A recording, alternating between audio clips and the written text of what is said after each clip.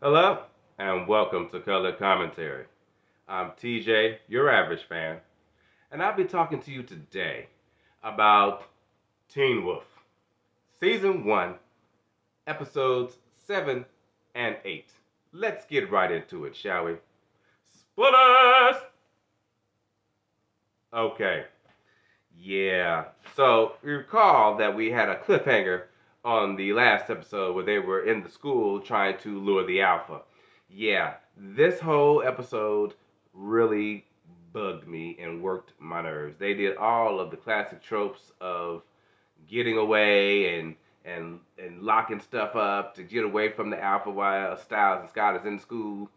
Because mind you, Derek got stabbed in the chest last week and tossed to the wall, so we ain't seen no more of Derek. Meanwhile, Allison, of course, gets a text on her phone because Scott's supposed to be meeting her at his house to study. So who comes and pulls up Jackson and Lydia to go get him, and they go to the school. They're like, okay, let's go to the school, see what they're doing. Yeah, so they go in. Jackson being all confident to Allison, and Lydia is not having it. She is like, what is you doing, dude? And he giving her nothing but attitude. So I'm like, okay, I see they breakup is upon us. They get tired of sitting outside while Allison go in there and look for them. So they just have to go in too. What they do that for? Because now Jackson just seen this beast in the hallway while Lydia was using the washroom, and she act like, "Oh, what's going on? Let's just go find them." And so then Allison finally finds Scott because he hear her phone ringing. Has Styles call her? She calls. I mean, she answers. They go. I mean, this is what I mean when I say the classic nonsense because he like, "Where you at?"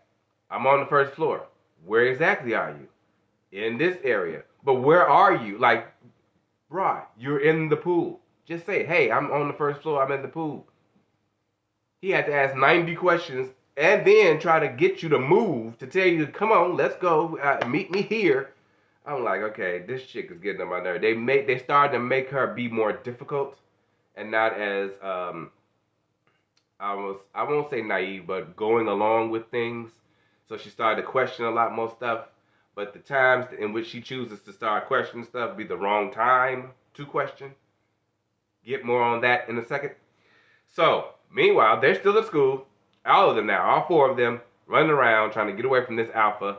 They thought they had locked it up, but they didn't, and they locked themselves in a room.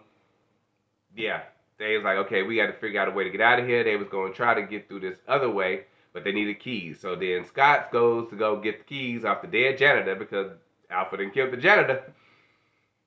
Yeah, that was a fight. And then in the process of that, he then got himself turned. So now he, finna go back and try to kill them. But then he hear Allison's voice and he comes back to himself and locks them in the room. But then they finally hear the police sirens coming because Styles did finally call his father out. He decked Jackson in the face, which was hilarious. And the police finally show up. They don't find the janitor's body. They do find the distraught children.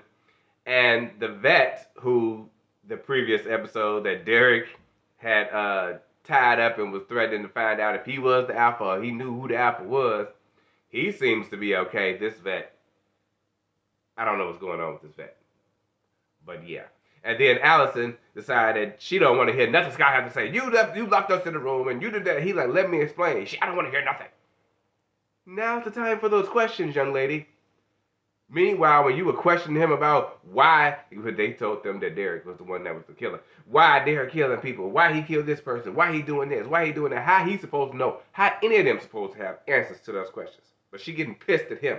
I was getting pissed. But anyway, they get out to school okay. And Alpha, of course, and got away.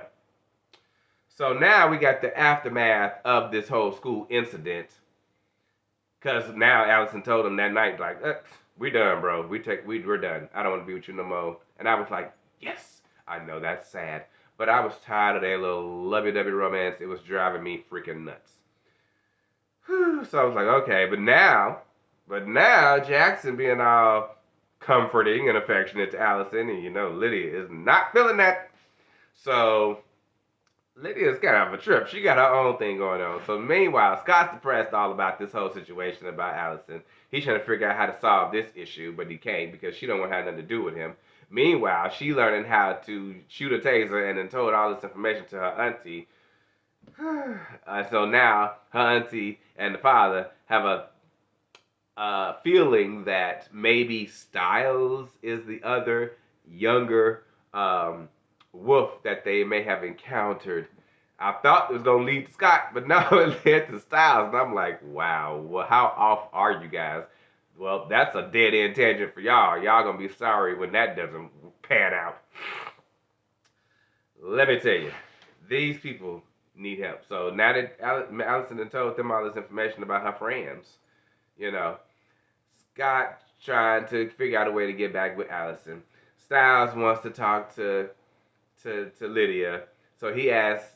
Oh, and Styles made first line, and now Jackson and Scott are now co-captain of this lacrosse team. So that just really rubs Jackson the whole wrong way.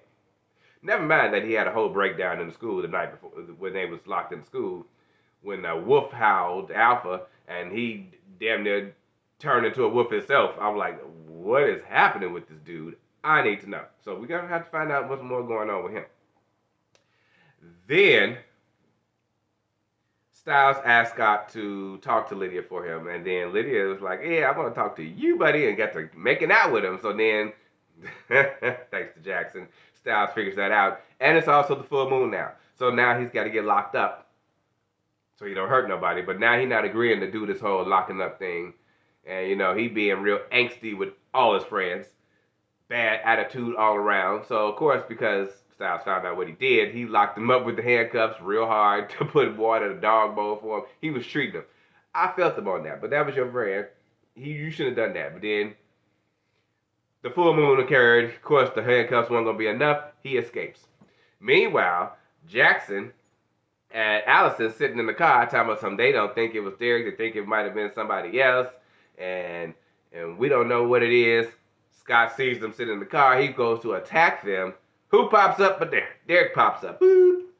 Stops him from doing that. They have a little mild fight, and then he calms him down and tells him, like, look, the only way that I've ever heard of a possible cure for somebody who's been bitten by a wolf is to kill the alpha that bit them. So if you help me, I can help you. Help you find him, I'll help you kill him. So that's how these two episodes rounded out, with Scott going ballistic, but now he's trying to calm himself down. He done lost his girlfriend, and we'll see how his friend work out with him. So yeah, that was 7 and 8 of Teen Wolf. Story's starting to pick up. Oh, and then at the end of this episode, the Alpha transforms, but we still don't get a face. He's standing over the cliff, overlooking the town of Beacon Hills. Yeah, okay, we'll see about that. See you guys next time for the next couple episodes. In the meantime, have a great day.